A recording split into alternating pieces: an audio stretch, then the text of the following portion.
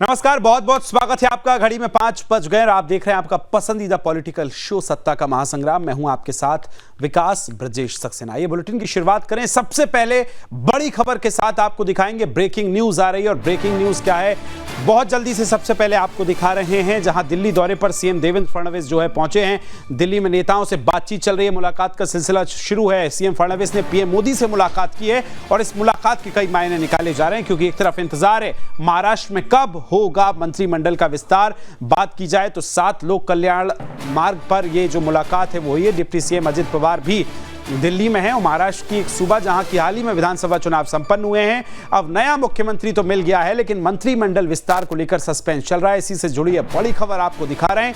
कब होगा इस पर बातचीत, क्या किस तरह से मंत्रिमंडल का फॉर्मूला होगा, वो आपको आगे बुलेटिन में हम दिखाने वाले हैं।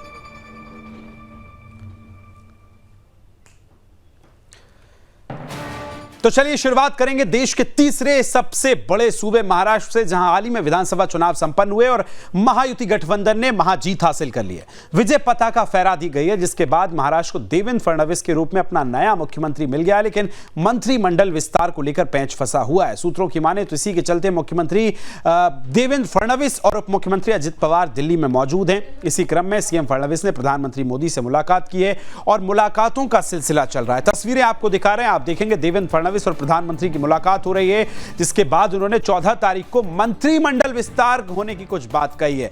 क्या कुछ इशारा किया है अजित पवार ने और तमाम बयानों में, सुनवाते हैं आपको।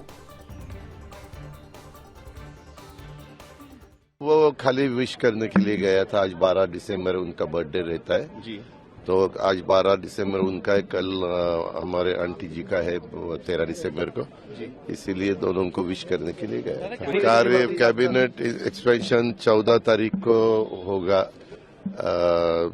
पूरा, ऐसा उन्होंने बताया। तो सुना आपने, 14 तारीख की बात कर रहे हैं, ऐलान कर रहे हैं कि 14 तारीख को मंत्रिमंडल का विस्तार होगा। लेकिन सूत्रों के हवाले से जो खबर आ रही है कि किस पार्टी के कितने मंत्री मिल सकते हैं मंत्रिमंडल में, किसको जगह मिल सकती है, वो अब आपको ग्राफिक्स के जरिए बताने जा रहे हैं। बहुत जल्दी से आप देखेंगे कि यहां किसको कितने मंत्री मिल रहे हैं। तो सबसे पहले भारतीय जनता पार्टी की बात की जाए तो 20 मंत्री भारतीय जनता पार्टी की तरफ से शामिल हो सकते हैं। सबसे बड़ी पार्टी है, सबसे बेहतर स्ट्राइक रेट के साथ अप्रत्याशित जीत हासिल की। और उसके बाद शिवसेना की अगर बात की जाए तो शिवसेना को 12 मंत्री मिल सकते हैं। हालांकि शिवसेना की अगर बात की जाए तो मीटिंग्स चल रही है, बैठक चल रही है और उसमें जो है 12 पे अब तक फैसला हो पाया है। हालांकि एकनाथ शिंदे दिल्ली नहीं आए, समय अजित पवार। और बात की जाए तो देवेंद्र फडणवीस की मुलाकात हुई है प्रधानमंत्री नरेंद्र मोदी के साथ और एनसीपी को जो है वो 10 मंत्री मिल सकते हैं। यानी कि मंत्रिमंडल को लेकर जो सस्पेंस चल रहा था वो आपको ग्राफिक्स के जरिए हम दिखा रहे हैं कि 20, 12 और 10 ये फॉर्मूला बैठ सकता है। तो नंबर भी सामने आ गए। ये भी आपको दिखाएंगे कि और आगे क्या कुछ चल रहा है। देखिए, ये भी आपको बताएंगे कि किस तरह से सस्पेंस है। वहां से मेरी सहयोगी जो है मनीषा जुड़ेंगी। आगे बढ़ने से पहले आपको ये दिखा देते हैं कि महायुति में किस दल के पास कितनी ताकत है, जिसकी वजह से ये जो अंतर है वो आएगा। बीजेपी 132 सीटों पर जीत हासिल की है। यही कारण है कि भारतीय जनता पार्टी का स्ट्राइक रेट जो है सबसे बेहतर है और शिवसेना के पास 57 सीटें जीती हैं और एनसीपी ने 41 सीटें। तीनों ही पार्टियों का स्ट्राइक रेट बेहतर रहा है। इसी को लेकर अब जो है दौर चल रहा है बैठकों का और मंथन जो है मंत्रिमंडल को लेकर चल रहा है। वहां से मेरी सहयोगी मनीषा जुड़ेंगी मेरे साथ और मनीषा से हम जानेंगे कि क्या फिलहाल चल रहा है। दिल्ली से लेकर मुंबई तक बैठकों का दौर चल रहा है। मनीषा, आपके पास आ रहा हूं। सीएम देवेंद्र और अजित पवार डिप्टी सीएम दिल्ली में बैठक कर रहे हैं, बातचीत हो रही है, मुलाकात हो रही है। जो आंकड़े हमने अभी दिखाए 20, 12 और 11, 10 का जो फॉर्मूला है, क्या इसी के तहत लगभग मंत्रिमंडल जो है विस्तार होने वाला है? मनीषा जी बिल्कुल, आपको बता दें कि महाराष्ट्र के मुख्यमंत्री और उप मुख्यमंत्री अजित दादा पवार और मुख्यमंत्री देवेंद्र फडणवीस जो हैं दिल्ली में जो है पीएम से उन्होंने मुलाकात की है और जो गृह मंत्री अमित शाह उनसे भी मुलाकात की है। और मुलाकात के दौरान जो है कुछ बातचीत हुई है, बैठकें हुई है मंत्रिमंडल के विस्तार को लेकर। लेकिन अभी भी कहीं ना कहीं जो है असमंजस की जो है स्थिति जो है मंत्रिमंडल विस्तार को लेकर है और वो स्थिति जो है जिनके कारण है वो है उप मुख्यमंत्री एकनाथ शिंदे। कहीं ना कहीं जो है उन्हें लेकर जो है कुछ ना कुछ जो है जो तैयारियां है मंत्रिमंडल विस्तार को लेकर वो नहीं हो पा रही है। कहीं ना कहीं जो बात जो है वो नहीं बन पा रही है तीनों के बीच में। इसलिए जो है डीसीएम अजीत पवार और मुख्यमंत्री देवेंद्र फडणवीस वो दिल्ली पहुंचे हैं।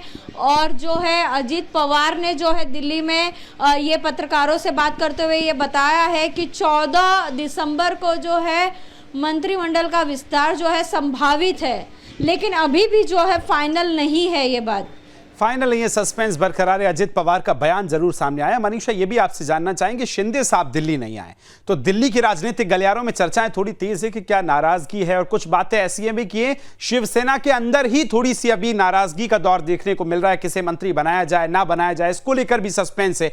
वहां इस समय किस तरह की बातचीत चल रही है इन तमाम तथ्यों पर? जी बिल्कुल, आपको बता दें कि उप मुख्यमंत्री एकनाथ शिंदे को जो मंत्रालय चाहिए वो उन्हें नहीं मिल पा रहा है, और इस वजह से जो है तीनों में जो है बात नहीं बन पा रही है। और इसे लेकर ही जो है लगातार जो बाकी दो नेता है उनका जो है दिल्ली आना जाना लगा हुआ है। बिल्कुल, ये भी आपसे जानेंगे कि अगर 14 तारीख को होता है मंत्रिमंडल के विस्तार की फॉर्मूले की बात। जी जी जी मनीषा, मेरा सवाल यही है कि 14 तारीख को जिस तरह से अजित पवार ने संकेत दिए कि 14 तारीख को मंत्रिमंडल का विस्तार होगा, तो क्या ये जो 20, 12 और 10 का फॉर्मूला सेट हुआ है, इसमें अगर कुछ नाम आपके पास हो, इंटरनल सोर्सेज आपके क्या कहते हैं, कौन से बड़े चेहरों को शामिल किया जा सकता है, किसको कौन सा पोर्टफोलियो दिया जा सकता है? मनीषा जी बिल्कुल, आपको बता दें कि शिवसेना के मंत्रिमंडल में जो शामिल हो सकते हैं उनके नाम जो है वो इस प्रकार है। दीपक केसरकर जो हैं वो हो सकते हैं इसमें शामिल। इसके साथ ही जो है उदय सामंत है, प्रताप सरनाईक है, और ऐसे जो कई जो बड़े नाम है शिवसेना के वो इसमें शामिल हो सकते हैं। वहीं अगर भाजपा की अगर बात करें तो भाजपा से मंगल प्रभात लोढ़ा है, रविंद्र चौहान है, पंकजा मुंडे है। इसके साथ ही कई जो बड़े नाम हैं वो इसमें भी भाजपा में भी जो है शामिल हो सकते हैं। और एनसीपी अजीत पवार गुट की अगर मैं बात करूं तो उनमें जो है छगन भुजबल का जो है नाम सामने आ रहा है। इसके साथ ही अदिति तटकरे हैं जो पहले भी मंत्री रह चुकी है, उनका जो नाम है जो सामने आ रहा है अब तक। अच्छा ठीक है, एक और खबर जो है इस समय चल रही है दिल्ली में मुंबई को लेकर, इस पर आप क्या, आपके अपडेट्स कहते हैं, आपके सूत्र क्या कहते हैं कि शिवसेना पार्टी के अंदर ही घमासान देखने को मिल रहा है। शिवसेना के कई विधायक दीपक केसरकर, गुलाब राव पाटिल, अब्दुल सत्तार, संजय राठौर और तानाजी सावंत को मंत्री ना बनाने को लेकर जो है विरोध किया जा रहा है। तो इस पर, इन दावों पर कितने पुख्ता बैठते हैं ये जो चर्चाएं इस समय चल रही हैं? मनीषा जी बिल्कुल, ये जो नाम है इन्हें जो मंत्रिमंडल चाहिए होंगे शायद वो जो है शिवसेना इन्हें नहीं दे रही होगी, और इसे लेकर जो है इन नेताओं में जो है आपस में ही कहीं ना कहीं नाराजगी होगी। इसीलिए जो है अभी तक जो है मंत्रिमंडल विस्तार का जो है जो तारीख है वो अभी तक नहीं तय किया जा रहा है, क्योंकि शिवसेना के अंदरूनी अगर अनबन की बात करें तो इनमें ही जो है असमंजस बना हुआ है अब तक। से जानना चाहेंगे, भारतीय जनता पार्टी की तरफ से 20 मंत्री जो हैं इस मंत्रिमंडल में शामिल हो सकते हैं, जिस तरह अभी तक जो आंकड़े आए हैं। अगर भाजपा को हम देखें तो क्या कुछ फॉर्मूला सेट होगा? क्या पुराने चेहरों को तरजीह दी जाएगी? क्या कुछ नए चेहरे भी उतारे जा सकते हैं? मनीषा जी बिल्कुल, पुराने चेहरे को तो लेने ही वाले हैं, इसके साथ ही नए चेहरों को भी जो है मौका देने वाली है भाजपा। नए चेहरों में भी बहुत से ऐसे बड़े बड़े नाम हैं जो सामने आ सकते हैं मंत्रिमंडल के विस्तार के लिए, और इसके साथ ही अजीत पवार गुट से भी जो है नए चेहरों को मौका जो है दिया जा सकता है। बिल्कुल, अब देखना होगा। हालांकि 14 तारीख का ऐलान जो है आज अजित पवार ने किया है। मनीषा, बहुत बहुत धन्यवाद तमाम जानकारी साझा करने के लिए। वक्त एक छोटे से ब्रेक का, ब्रेक के बाद आएंगे तो दिल्ली विधानसभा चुनावों को लेकर हर एक छोटा बड़ा अपडेट आपको दिखाएंगे।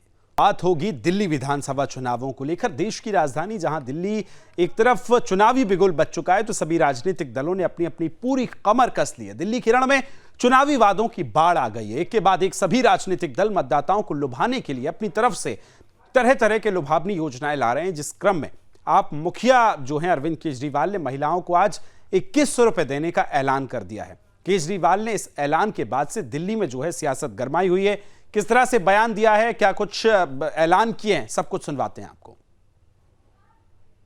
सरकार की कैबिनेट मीटिंग हुई और उस कैबिनेट मीटिंग में यह प्रस्ताव पारित कर दिया गया कि दिल्ली की हर महिला के अकाउंट में हर महीने 1000 रुपए डाले जाएंगे।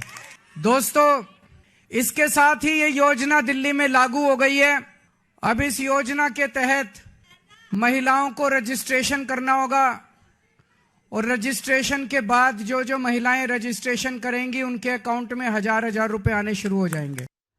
तो केजरीवाल के इस ऐलान के बाद से दिल्ली में सियासत गरमाई हुई है और इसी पर तीखी प्रतिक्रिया देते हुए भाजपा दल के अध्यक्ष बीरेंद्र सचदेवा ने एक अलग अंदाज में आप पर और केजरीवाल पर निशाना साधा है। सुनवाते हैं आपको। जहां पना अरविंद केजरीवाल जवाब दें, पंजाब में सरकार किसकी है? आम आदमी पार्टी की। और पंजाब चुनाव से पहले आपने वहां पर भी माताओं बहनों को राशि देने की घोषणा की थी। जरा बताएं कि आज तक 1 रुपया किसी के अकाउंट में गया होता? जवाब नहीं आपके पास। सरकारी खजाना खाली होने का रोना रोते हैं आप। अब लोकसभा चुनाव याद कीजिए अरविंद केजरीवाल, दिल्ली में फिर आपने फॉर्म भरवाए थे। तब भी महिलाओं को यह वादा किया था कि 1000 रुपये हम आपको सितंबर तक दे देंगे। आज तो दिसंबर आ गया, किसी के अकाउंट में 1 रुपया आपने नहीं दिया है। तो आप सुन रहे थे, बयानबाजी तेज है और आज आम आदमी पार्टी ने जो योजना को लॉन्च किया है उसके खिलाफ अब सियासत चल रही है, बयानबाजी चल रही है। मीनाक्षी मेरी सहयोगी दिल्ली से जुड़ गई है मेरे साथ, उनसे बातचीत करेंगे। मीनाक्षी, एक तरफ हम देख रहे हैं कि दिल्ली चुनावों को लेकर आम आदमी पार्टी जो है वो योजनाओं वाला दाव चल रही है और कई सारी योजनाएं लागू कर रही है। भारतीय जनता पार्टी इसका विरोध कर रही है और कह रही है कि ये सिर्फ रेबड़ी कल्चर है जो अब आम आदमी पार्टी दे रही है। क्या कुछ बयानबाजी हो रही है, किस तरह से सियासत है, बताइए। बिल्कुल, देखिए, बीजेपी इस योजना को लेकर केजरीवाल सरकार पर जो है लगातार सवाल उठा रही है। बीजेपी का आरोप है कि केजरीवाल ने चुनावों के दौरान सिर्फ महिला वोटों को साधने के लिए ये वादा किया है और पंजाब में भी इस तरह के वादे जो है जो वादे इन्होंने किए थे केजरीवाल ने, उस पर कोई ठोस कदम नहीं उठाया गया। तो दिल्ली में भी ये जो मुफ्त की रेवड़ियां जो है केजरीवाल बांटने की कोशिश कर रहे हैं, ये सिर्फ और सिर्फ वोटर्स को साधने के लिए जो है यहाँ पर ये योजनाएं लेके आ रहे हैं। क्योंकि जब योजना लागू करने का मौका आता है या समय आता है, उस वक्त पूरा ठीकरा जो है वो केंद्र सरकार पर दिल्ली के जो अरविंद केजरीवाल है दिल्ली के लिए वो उस पर डालते हुए नजर आते हैं। और दिल्ली में मुख्यमंत्री अरविंद केजरीवाल, जो पूर्व मुख्यमंत्री है अरविंद केजरीवाल द्वारा जो शुरू की गई महिला सम्मान योजना जो है, जिसमें हर महीने महिलाओं को 1000 तक की जो राशि देने का वादा किया गया था, वो आज तक जो है पूरा नहीं किया गया है। और अब चुनाव के बाद 2100 रुपए दिए जाने की घोषणा की गई थी, वो भी जो है केजरीवाल पूरा नहीं कर पा रहे। वो कहते हैं कि लॉस में चल रहा है, कि सरकार उन्हें दे नहीं रही है। तो यहाँ पर वीरेंद्र सचदेवा जो है वो लगातार उनके जो वादे हैं उनको झूठे वादे जो है साबित करने के लिए जो है उनके कई बयान भी आए हैं कि जो दिल्ली के अरविंद केजरीवाल है वो झूठे वादे करते हैं। और जब चलिए, बिल्कुल, देखिए, बीजेपी जो है अब आम आदमी पार्टी को घेरती हुई नजर आ रही है और आरोप प्रत्यारोप का दौर चल रहा है। मीनाक्षी, बहुत धन्यवाद तमाम जानकारी साझा करने के लिए। सत्ता के महासंग्राम में